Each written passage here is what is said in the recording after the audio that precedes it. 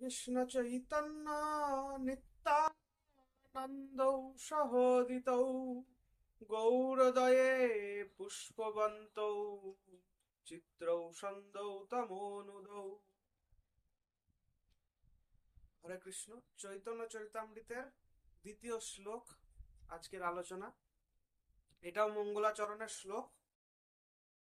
বন্দে শ্রীকৃষ্ণ চৈতন্য নিত্যানন্দৌ সহোদিতৌ গৌরদয়ে পুষ্পবন্তে চিত্রৌ সন্দৌ তমোনুদৌ।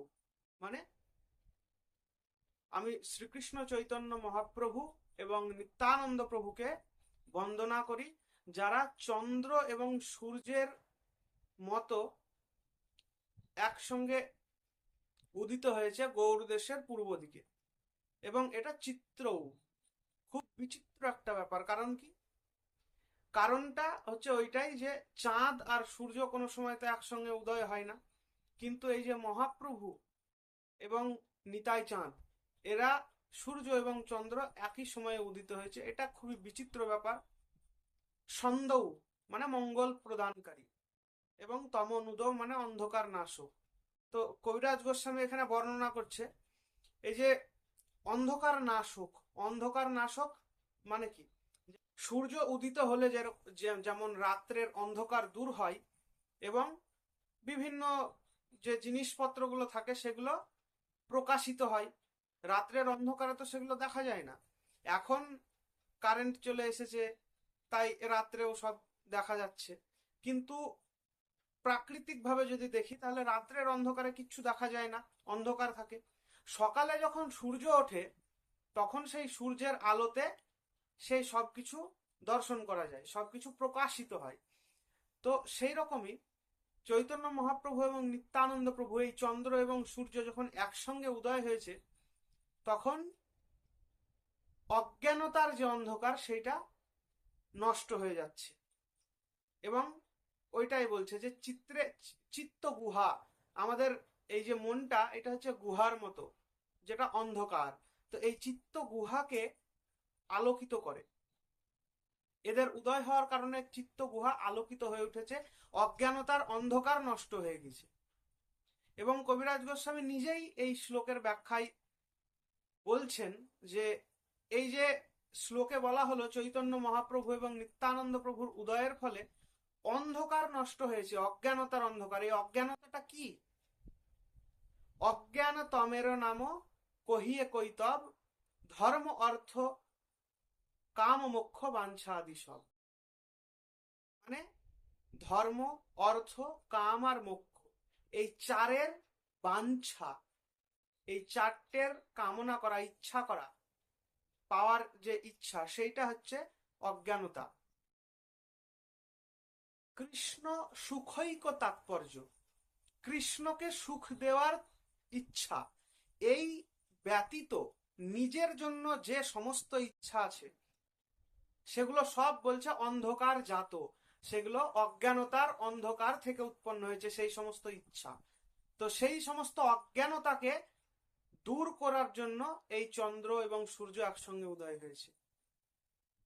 অর্থাৎ চৈতন্য মহাপ্রভু এবং নিত্যানন্দ প্রভু যখন উদয় হয়েছে তখন সমস্ত মানুষের মধ্যে এই যে ধর্ম, অর্থ, কাম, মোক্ষ, এই সব কিছুর ইচ্ছা নাশ হয়ে গেছে, কারণ এগুলো অজ্ঞান থেকে উৎপন্ন। তো এই বিষয়গুলা কি? ধর্ম, অর্থ, কাম ও মোক্ষ। ধর্ম যেগুলো বর্ণনা করা হয়েছে, আচার আচরণ বিধি, যেগুলো পালনীয়।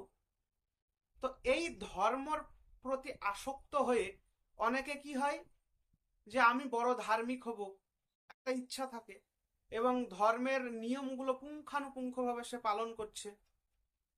তো এই হচ্ছে ধর্মের ইচ্ছা, ধার্মিক হব। কিন্তু একটা জিনিস মনে রাখতে হবে যে এই নিয়ম আগ্রহ, মানে ধর্মের প্রত্যেকটা নিয়ম আমি পালন করব, আমার যতই কষ্ট হোক কিংবা যে পরিস্থিতি আসুক না কেন আমি পালন করব, এই যে একটা নিয়ম আগ্রহ, এটা কিন্তু একটা খারাপ গুণ। কেন? কারণ বলছে ভক্তি শীর্ষে, ভক্তির স্থান সব ওপরে। কৃষ্ণকে সুখ দেওয়াই হচ্ছে সমস্ত শাস্ত্রের সার। তো কোনো ক্ষেত্রে যদি এমন পরিস্থিতি তৈরি হয় যে ক্ষেত্রে কৃষ্ণ ভক্তির অনুকূল নয় ধর্মটা, সেক্ষেত্রে কিন্তু আমাদের সেই ধর্মটাকে ত্যাগ করতে হবে। কিন্তু ধর্মের ইচ্ছা যাদের আছে, যে বলছে না ধর্মের ইচ্ছা যাদের মধ্যে আছে তারা কিন্তু কোনো পরিস্থিতিতে সেটা ত্যাগ করতে পারবে না। সনাতন গোস্বামীর জীবনে এই জিনিসটা একটা উদাহরণ আছে। সনাতন গোস্বামীর সঙ্গে যখন মহাপ্রভুর দেখা হলো, রূপ গোস্বামী এবং সনাতন গোস্বামী দুজনের সঙ্গেই মহাপ্রভুর সাক্ষাৎ হয়েছে। মহাপ্রভু আদেশ দিয়েছে যে আমি তো বৃন্দাবনে যাব, তোমরা আমি যাওয়ার পরে সময় মতো সুবিধা মতো এই যে তোমরা যেখানে আছো এখান থেকে বেরিয়ে যাবা, তোমাদের তোমাদের সঙ্গে আমার সাক্ষাৎ হবে। তো সেই কথা শুনে রূপ গোস্বামী বেরিয়ে চলে গেছে, কিন্তু সনাতন গোস্বামীকে, যে রাজা ছিল হুসেন শাহ, সে তখন জেলে ঢুকিয়ে দিয়েছে। তার অনেক কারণ ছিল, বিস্তারিত গল্প। তো সনাতন গোস্বামীকে, মূল কথা হচ্ছে সনাতন গোস্বামী জেলের মধ্যে আছে, কিন্তু মহাপ্রভু আদেশ দিয়ে গেছিল যে আমি বৃন্দাবনে যাচ্ছি, আমার যাওয়ার পরে তোমরা সুবিধা মতো সময় মতো বেরিয়ে চলে আসবা, তোমাদের সঙ্গে আমার সাক্ষাৎ হবে। কিন্তু এবার সনাতন গোস্বামী জেলের ভিতর, তখন সনাতন গোস্বামী ঘুষ দিয়ে এবং মিথ্যে কথা বলে কিন্তু সেই জেলের মধ্যে থেকে, জেল থেকে পালিয়ে মহাপ্রভুর সঙ্গে সাক্ষাৎ করে। তো এই যে ঘুষ দেওয়া কিংবা মিথ্যে কথা বলা, এই জিনিসগুলো তো ধর্ম নয়, এগুলো তো অধর্ম। কিন্তু যখন সাক্ষাৎ মহাপ্রভু উপস্থিত, প্রকট রূপে এই জড়জগতে উপস্থিত, এবং তিনি সাক্ষাৎ আদেশ দিয়ে গেছেন, সেই ক্ষেত্রে আমার ধর্মের প্রতি আসক্ত হয়ে, ধর্মের একটা নিয়মের প্রতি আসক্ত হয়ে আমি যদি না, আমি মিথ্যা কথা বলবো না, ঘুষ দিব না, তাহলে তো জেলেই পড়ে থাকবে। সেক্ষেত্রে মহাপ্রভুর সঙ্গে সাক্ষাৎও হবে না, জীবনের যে পরম পুরুষার্থ প্রেম সেটাও লাভ করা হবে না। তো এটা সনাতন গোস্বামী নিজের আচরণের মধ্যে দিয়ে আমাদের শিক্ষা দিচ্ছে যে ধর্ম যদি ভক্তির অনুকূল হয় তবেই পালনীয়, ভক্তির প্রতিকূল হলে সেটা পালন করা যাবে না। ধর্মের প্রতিকূল হওয়া সত্ত্বেও ধর্ম যদি আচরণ করার ইচ্ছা থাকে, এইটা হচ্ছে ওই ধর্মের ইচ্ছা, এটা একটা অজ্ঞানতা। অর্থের ইচ্ছা মানে পয়সা ইনকাম করব, স্ট্যাটাস মেনটেন করে চলবো, সমাজে নাম হবে একটু, আর অর্থ বলও একটা থাকবে, টাকার বলে আমি অনেক কিছু করতে পারবো, এই যে অর্থ লাভের ইচ্ছা, এটাও একটা অজ্ঞানতা, অজ্ঞানতা প্রসূত একটা ইচ্ছা। কামের ইচ্ছা, কামের ইচ্ছা মানে মেটেরিয়াল ডিজায়ার, জড়জাগতিক ইচ্ছা, জড়জাগতিক বস্তু লাভের ইচ্ছা, যেগুলো আমাদের ইন্দ্রিয়কে সুখ প্রদান করে। আর শেষে বলছে মোক্ষের ইচ্ছা, মানে মুক্তি লাভ করার ইচ্ছা। এই জিনিসটা কি? এই যে জড়জগৎ, এই জড়জগতে আমরা জানি যে দুঃখালয়ম অশাশ্বতম, মানে এটা অশাশ্বত, নশ্বর, এর কোনো স্থায়িত্ব নাই, এবং এটা দুঃখের আলয়, দুঃখের বাড়ি, দুঃখেরই বাড়ি। আমরা এখানে আগত, বহিরাগত, এটা আমাদের বাড়ি না। দুঃখের প্রধান অধিকার, এখানে দুঃখ থাকবেই। তো এই যে জড়জগতের জন্ম মৃত্যু জরা ব্যাধি, আধি দৈবিক আধি ভৌতিক আধ্যাত্মিক যে ক্লেশ, এই জিনিসগুলো আছে, এই জিনিসগুলো থেকে মুক্ত হয়ে যে ব্রহ্মানন্দে ভেসে থাকতে চাই, এই ইচ্ছাটাই হচ্ছে মুক্তির ইচ্ছা। এটাও বলছে অজ্ঞানতা প্রসূত। কারণ কি? এবং শুধু অজ্ঞানতা প্রসূত নয়, তার মধ্যে মুখ্য বাঞ্ছা কৈতব প্রধান, যাহা হইতে কৃষ্ণ ভক্তি হয় অন্তর্ধান। ধর্মের ইচ্ছা, অর্থের ইচ্ছা, কামের ইচ্ছা, এগুলো তো অজ্ঞানতা প্রসূত, কিন্তু এদের মধ্যেও তার মধ্যে মুখ্য বাঞ্ছা কৈতব প্রধান, অজ্ঞানতার মধ্যে সর্বপ্রধান হচ্ছে মুক্তির ইচ্ছা। কারণ তাহা হইতে কৃষ্ণ ভক্তি হয় অন্তর্ধান, মানে এই মুক্তির ইচ্ছার কারণে কৃষ্ণ ভক্তির অন্তর্ধান হয়। কারণ এই যে ধর্মের ইচ্ছা, কামের ইচ্ছা, অর্থের ইচ্ছা, এগুলো ইচ্ছা, মায়ার বন্ধনে জড়িয়ে আছি। কিন্তু যারা মুক্তিকামী, মুক্তিকামী যেসব মুমুক্ষু ব্যক্তি বলা হয় তাদেরকে, তাদের ধারণাটাই কি, তারা সেবা করতে চায় না, কৃষ্ণের সেবায় তারা আগ্রহী না, তারা মুক্ত হতে চায়, এই সমস্ত জড়জাগতিক বিষয় থেকে মুক্ত হতে চায়। এবং তাদের ধারণা এই যে ভগবান, এই জিনিসটাও মায়া, ভগবানও সত্য নয়, এই জগৎ যেমন মিথ্যা, ভগবানও মিথ্যা। তাই তারা সাকার ভগবানে বিশ্বাসী নয়। তারা যদি সাকার ভগবানে বিশ্বাসী নাই হয়, তাহলে তারা ভক্ত কিভাবে হবে? ওই জন্য তারা ভক্ত হতে পারে না। অনেক থাকে যারা এরকম মুক্তিকামী এবং ভগবানের পুজোও করে, যে প্রাথমিক অবস্থায় মূর্তি পূজার দ্বারা আমরা কিছুটা সাত্ত্বিক গুণ আমাদের মধ্যে আসতে পারে, তাই পূজা, এই হচ্ছে তাদের ধারণা। কিন্তু তাদের যখন অদ্বৈত সিদ্ধি হয়, তখন আমি যার পূজা করছি আর আমি, এই দুজন একই ব্যক্তি, অভেদ। সেখানে কে কার পুজো করবে?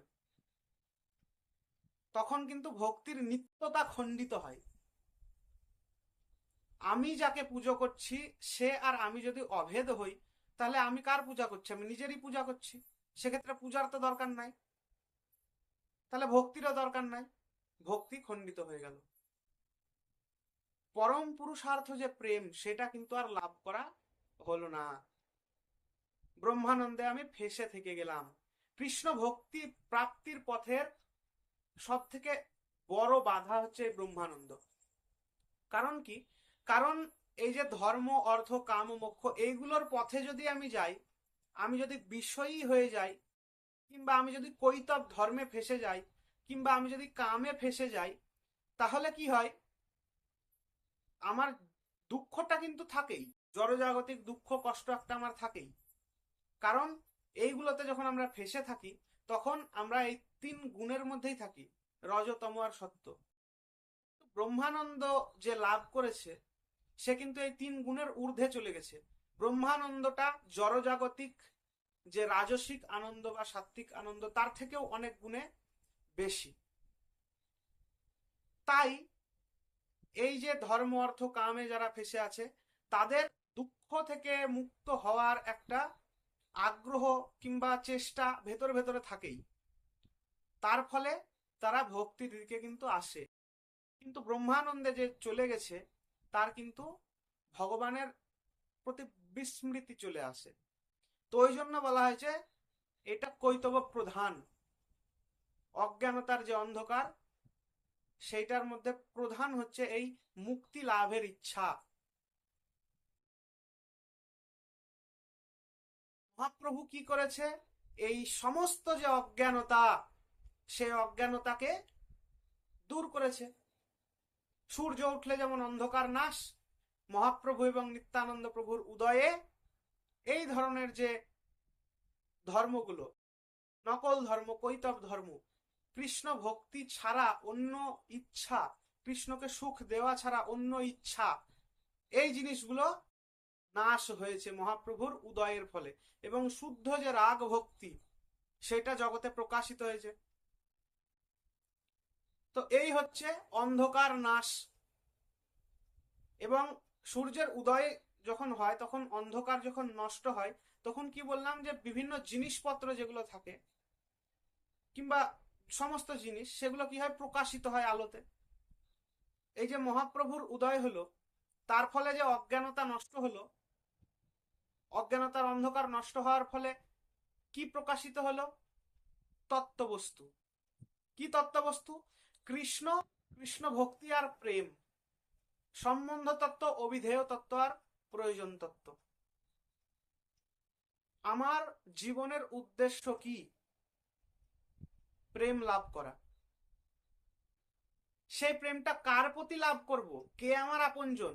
কার সঙ্গে আমার প্রকৃত বাস্তবিক সম্বন্ধ? কৃষ্ণ। এই হচ্ছে সম্বন্ধ তত্ত্ব। আর এই যে কৃষ্ণ প্রেম লাভ করার পথটা কি? সেটা হচ্ছে ভক্তি, সাধন ভক্তি। এটা হচ্ছে অবিধেয় তত্ত্ব। এই তিনটে তত্ত্বই হচ্ছে প্রধান, এবং এই তিনটে তত্ত্বই কোনো না কোনো ভাবে শাস্ত্রে বর্ণনা করা হয়েছে। প্রেম সম্বন্ধীয় কথা, যে সমস্ত লীলাগুলো থাকে, সেগুলো প্রেমের বিষয়। না হলে সাধন, অর্থাৎ কি করা উচিত কি করা উচিত না, কোন পথে যাওয়া উচিত এই, আর না হলে কৃষ্ণ সম্বন্ধীয় বর্ণনা, ভগবত তত্ত্বের আলোচনা, ঈশ্বর তত্ত্বের আলোচনা, ব্রহ্মের আলোচনা। তো এই তিনটে তত্ত্বই কিন্তু শাস্ত্রে বিভিন্নভাবে বর্ণনা করা আছে, সম্বন্ধ, অবিধেয় এবং প্রয়োজন তত্ত্ব। এই সম্বন্ধ, অবিধেয়, প্রয়োজন তত্ত্ব প্রকাশিত হয়েছে। তো এইটাই এখানে বর্ণনা করা হচ্ছে যে চৈতন্য মহাপ্রভু এবং নিত্যানন্দ প্রভু চন্দ্র এবং সূর্য যখন একসঙ্গে উদয় হয়েছে, তখন অজ্ঞানতার অন্ধকার সম্পূর্ণরূপে নষ্ট হয়ে এই যে তত্ত্ব বস্তু সেইটার উদয় হয়েছে। এবং এই যে অবিধেয় তত্ত্ব, সাধন ভক্তি, সাধন ভক্তির কোন অঙ্গগুলোকে মহাপ্রভু প্রাধান্যতা দিয়েছে?